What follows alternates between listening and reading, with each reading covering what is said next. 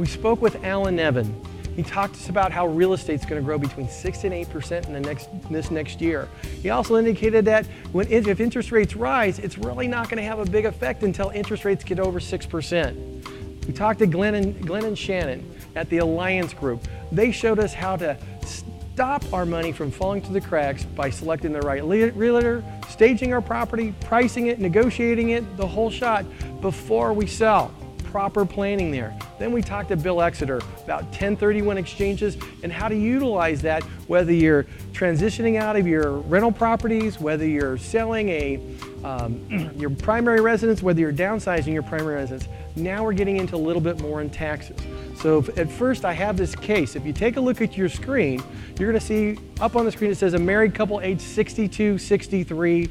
They get about $25,000 from Social Security. They've got pensions, real estate investment trust income, $35,000 in income from rentals, and they've got, hey, that's $94,000 a year. They want it tax-free. Hey, if you have $94,000 a year, you're probably gonna spend about $8,000 a year in taxes. But if you take a look at the next slide, which is a tax slide, you'll notice that their taxes is zero. So why is this? When we move on to the next slide, you'll see the couple owns 3 rental properties totaling $1.5 million. Now, that's $42,000 in depreciation that they're able to write off on their taxes. That's just wonderful. It creates a zero tax basis for them. And everybody would love to be zero. But you know what? What if you no longer want to be in rental properties? Okay? Then you have some options. Those options are Delaware Statutory Trust, Real Estate Investment Trust, as well as oil and gas contracts. We've brought in an alternative investment expert, Don Meredit. Don's been around for almost 20 years now, or more than 20 years. That's right. Well, thanks for coming on the show. Thanks for having me, Steve. You're an old timer, huh? Yeah. Now, you'll notice that, Don, you know what? Don is a financial planner just like I am. But you know what? I'm not an expert in alternative investment. Don is. That's why we defer to him. So I've asked Don to step in and talk to us about how Delaware Statutory Trusts work. Go ahead, Don.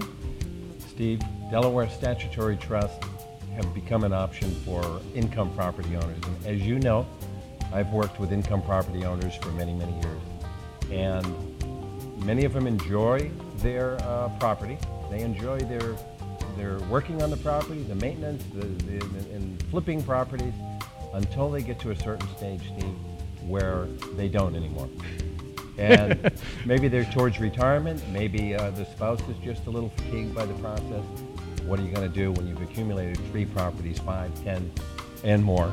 Mm-hmm. And so the Delaware Statutory Trust is simply a trust wrapped around real estate, usually institutional size, gives these property owners a chance to think about selling a property, bringing the funds over to something that's managed, recapture all that depreciation, get income every month without any phone calls.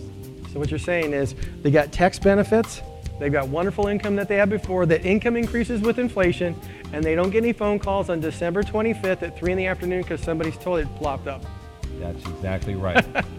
And you know, our clients go through a series of cycles, and when you couldn't tell them about something like this 10 years ago because they were really enjoying managing and buying properties. When they get to a point where they're usually meeting with you, and maybe they don't have quite so much energy for that, the Delaware Statutory Trust becomes an option to take a look at. That's wonderful. Now, here's the next step. We have people that have rental properties, and you know what? It's 2007. They bought it at the top of the market. The market tanked on them. And now it's 2015, and guess what? The value of that rental property has just got to the point where it's back to where they bought it at. And they say, you know what, I want to sell. And they sell it basically for their purchase price, but the problem is they depreciated.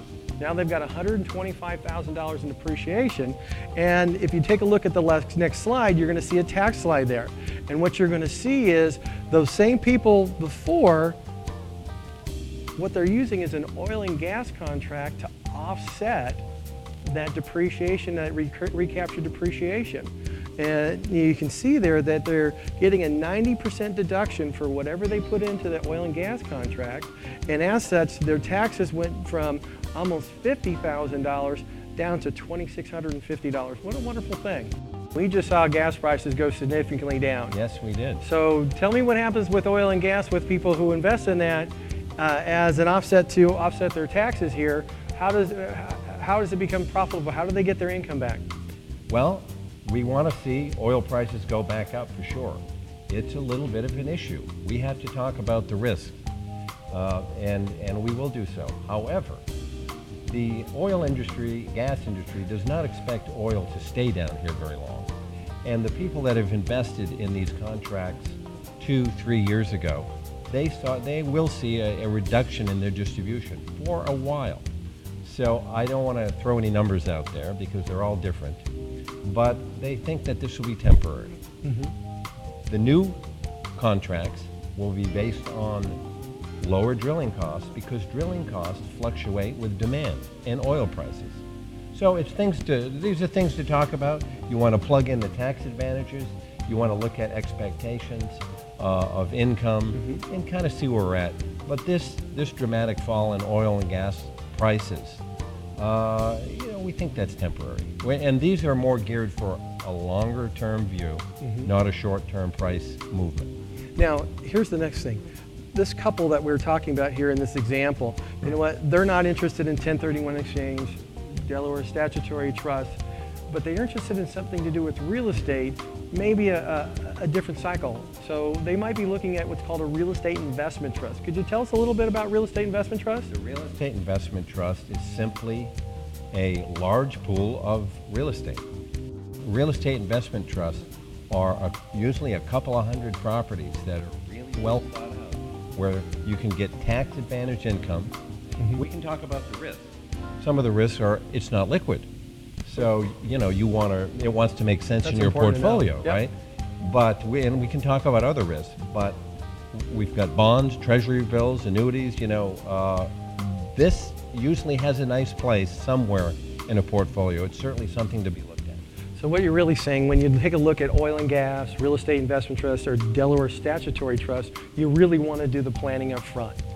Bill and I talked about a scenario where we have somebody who bought a house for $200,000, or a couple that bought a house for $200,000, and now it's at $1 million. And he talked about a scenario where they would end up buying a senior living house for about $500,000, and they'd have $700,000 left over. And they're looking to compress whatever they can get at it from a tax perspective. And that's a wonderful way they can either do a Delaware statutory trust or real estate investment trust, and they can create that income they need to generate from it to support the rest of their lives. Don, this is wonderful information. Thank you very much for being part of our webinar. Don, thanks again for being part of this show. Thank you, Steve. We wish you luck this year. Thank you.